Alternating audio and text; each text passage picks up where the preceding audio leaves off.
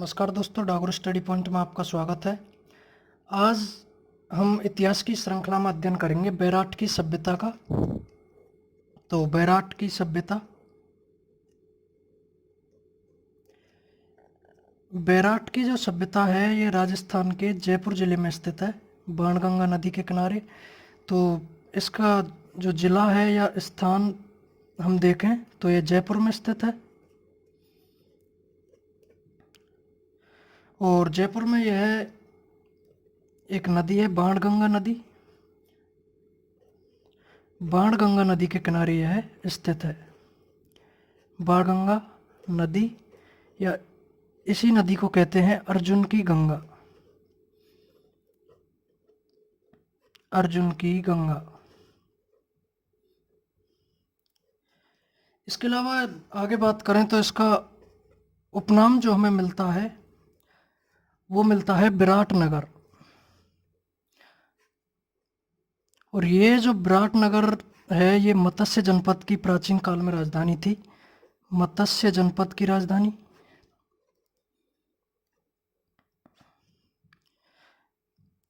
तो दोस्तों विराटनगर जो थी ये मत्स्य जनपद की राजधानी थी। और इसका जो सर्वप्रथम हमें प्रमाण मिलता है, सर्वप्रथम जो इसका उल्लेख मिलता है वो मिलता है हमें महाभारत काल में। महाभारत काल में।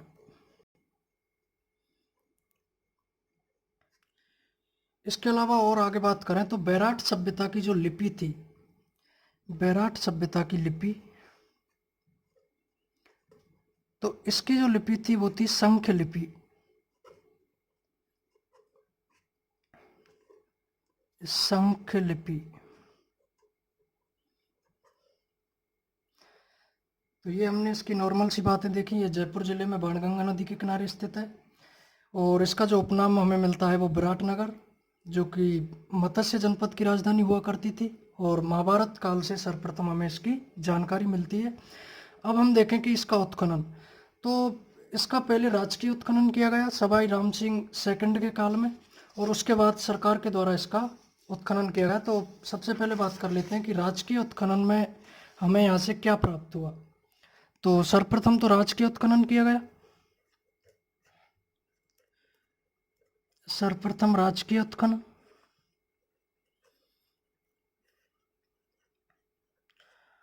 और ये जो राजकीय उत्खनन करवाया ये सवाई राम सिंह सेकंड के द्वारा। आमेर के राजा थे सवाई राम सिंह सेकंड।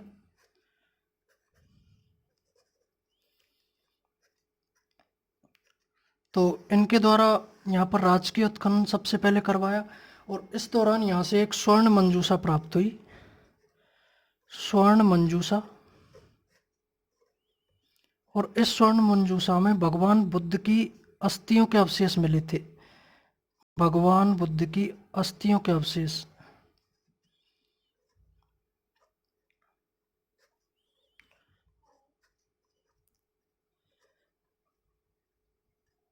अस्थियों के अवशेष।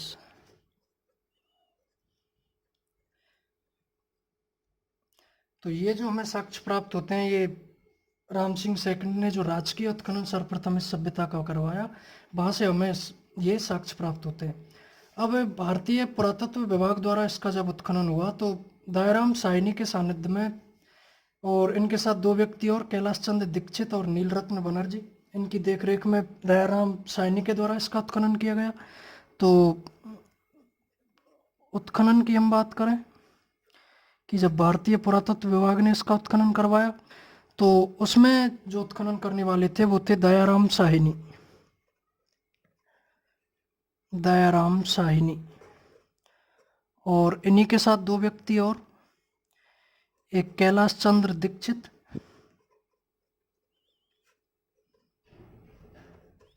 और एक थे नील रत्न बनर्जी। नील रत्न बनर्जी। तो ये दो व्यक्ति और इनके साथ थे। अब जब इसका उत्खनन हुआ तो यहाँ से हमें 3 डोंगरी प्राप्त हैं। तो उत्खनन में हमें 3 डोंगरी प्राप्त हुई। तो ये जो 3 डोंगरी थी यहाँ से हमें अलग अलग प्रकार के साक्ष्य प्राप्त होते हैं। पहली जो डूंगरी यहाँ से प्राप्त हुई उसे कहते हैं बीजक की पहाड़ी या बीजक की डूंगरी। बीजक की डूंगरी। इसके अलावा एक भीम डूंगरी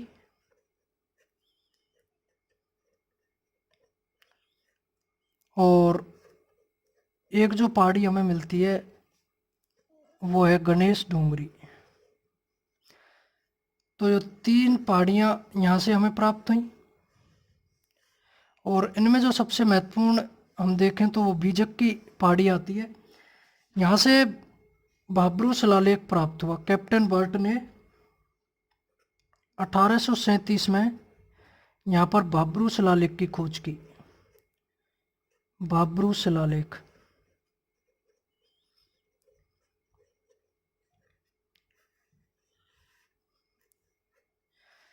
भाब्रू शिलालेख की खोज कैप्टन बर्ट ने की 1837 में। अब भाब्रू शिलालेख से हमें जो सर्वाधिक जानकारी प्राप्त होती है वो मौर्य काल की जानकारी प्राप्त होती है। सम्राट अशोक की यहाँ से जानकारी प्राप्त होती है और सम्राट अशोक को भाब्रू शिलालेख में भगवान बुद्ध का अनुयायी या शिष्य बताया गया है। तो पहली बात तो सम्राट अशोक की जानकारी, मौर्यकालीन शासक थे।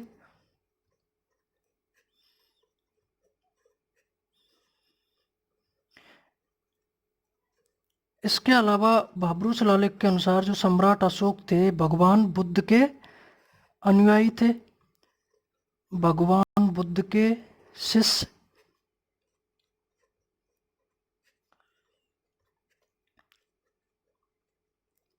अनुयायी या शिष्य।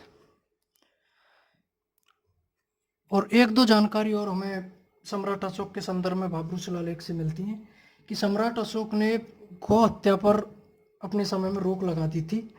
तो गौ हत्या पर रोक लगाई, यह जानकारी भी हमें भाब्रू शिलालेख से मिलती है। इसके अलावा इसी शिलालेख में सम्राट अशोक को मगध का राजा कहा गया है। मगध का राजा।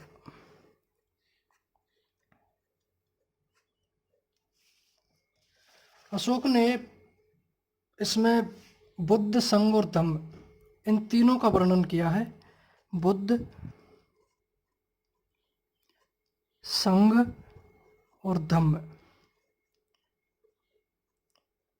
तो ये जानकारी भी भाब्रू शिलालेख से हमें प्राप्त होती है। बौद्ध धर्मों की पुस्तकों की जो जानकारी है वो भी हमें भाब्रू शिलालेख से प्राप्त होती है।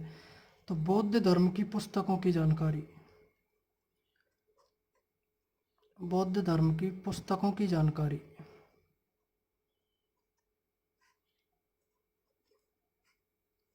ये भी हमें भाब्रू शिलालेख से ही प्राप्त होती है। इसके अलावा जो हम भाब्रू शिलालेख की वर्तमान स्थिति देखें तो इसे कोलकाता संग्रहालय में रख दिया गया था खोज के बाद। तो वर्तमान में कोलकाता संग्रहालय में रखा हुआ है। कोलकाता संग्रहालय में।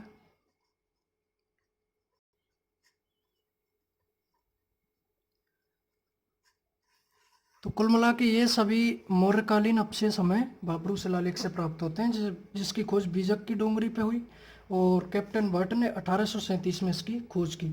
एक अन्य और शिलालेख यहाँ से प्राप्त होता है जिसकी खोज कार्लाइल के द्वारा की गई। तो इनकी तो इतनी बात है। इसके अलावा दूसरी जो डोंगरी है उसकी हम बात करते हैं, भीम डोंगरी।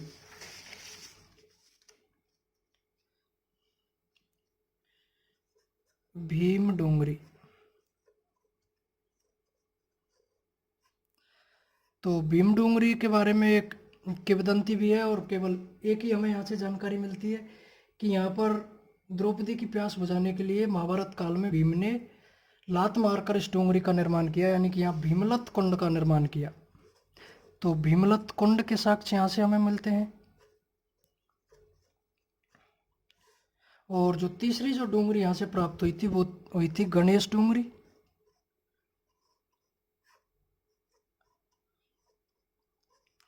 और गणेश डोंगरी से हमें 3 प्रमाण यहाँ से मुख्य रूप से मिलते हैं। एक तो यहाँ से बौद्ध विहार मंदिर, बौद्ध विहार मंदिर के साक्ष्य यहाँ से मिलते हैं।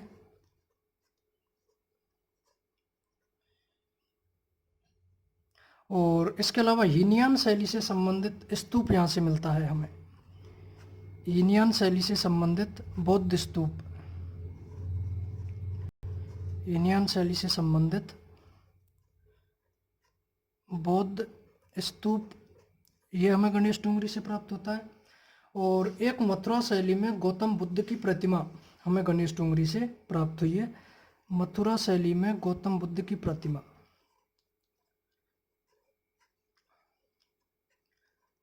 गौतम बुद्ध की प्रतिमा।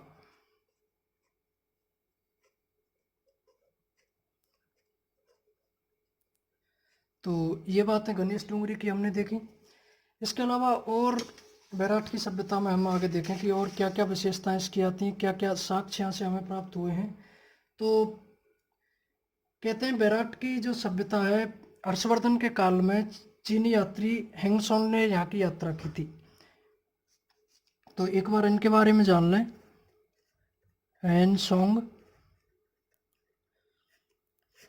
तो इन्होंने बैराठ की सभ्यता की यात्रा की और ये चीनी यात्री थे, चीन के रहने वाले। 634 ईस्वी में हर्षवर्धन के काल में ये भारत आए। तो इनका जो भारत आगमन हुआ, भारत आगमन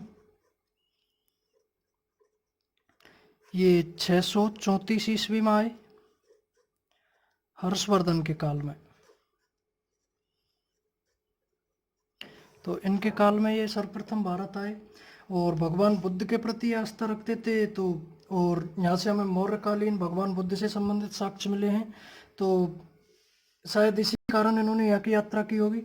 तो राजस्थान में जो सर्वप्रथम इन्होंने प्रवेश किया, राजस्थान में प्रवेश, तो ये सबसे पहले आए जालौर वाले क्षेत्र में। तो भीनमाल एक स्थान पड़ता है जालौर में, और इस क्षेत्र में ये इन्होंने सर्वप्रथम प्रवेश किया, या यहाँ ये आए। इसके अलावा अत्यधिक यात्रा करने के कारण इन्हें एक उपाधि भी दी जाती है, तीर्थ यात्रियों का राजकुमार। तो इनकी जो उपाधि है वो है तीर्थ यात्रियों का राजकुमार।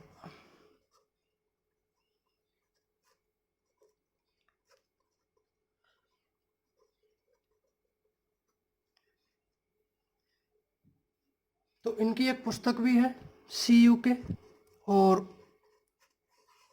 इस पुस्तक में इन्होंने बैराठ की जो यात्रा की है उसके बारे में जानकारी दी है। CUK,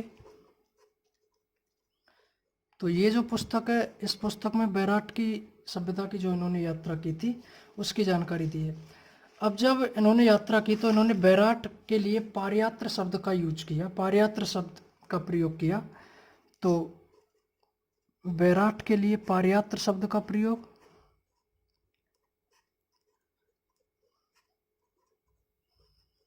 पारयात्र शब्द का प्रयोग। और इन्होंने बताया, या इनके अनुसार कहा जाता है कि बैराठ में 8 बौद्ध मठ थे, 8 बौद्ध मठ।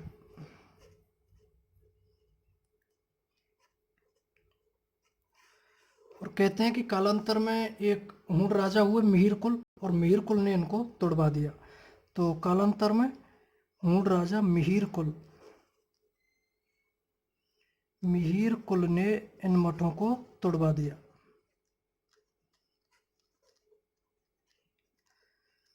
तो यही बात है हेंगसोन के बारे में। तो और इसके अलावा हम देखें कि बैराठ की सभ्यता से और हमें क्या साक्ष्य प्राप्त होते हैं। तो इंडो ग्रीक शैली की या पंचमारक शैली की हमें आहत मुद्राएं यहाँ से प्राप्त होती हैं। तो यहाँ से हमें पंचमारक मुद्राएं प्राप्त होती हैं,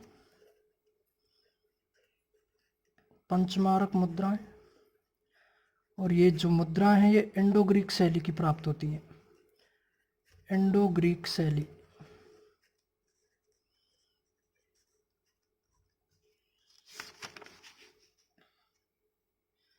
इसके अलावा आगे बात करें तो महाभारत काल की यदि बात करें, दो चीज़ें हम देखें कि यहाँ से हमें महाभारत काल की जानकारी मिलती है लेकिन किसी भी प्रकार का साक्ष्य नहीं मिलता। और मौर्यकालीन जितने भी साक्ष्य हमें यदि मिलेंगे राजस्थान में तो केवल बैराठ की सभ्यता से ही हमें प्राप्त होते हैं। तो महाभारत काल की हमें केवल यहाँ से जानकारी मिलती है, इस बात का आपको ध्यान रखना है, केवल जानकारी। और यहाँ से हमें किसी भी प्रकार के जो साक्ष्य हैं वो महाभारत काल से संबंधित वैराट की सभ्यता से नहीं मिलते हैं। इसके अलावा भारत में सर्वप्रथम मंदिरों के अवशेष भी वैराट की सभ्यता से प्राप्त होते हैं। सर्वप्रथम मंदिरों के अवशेष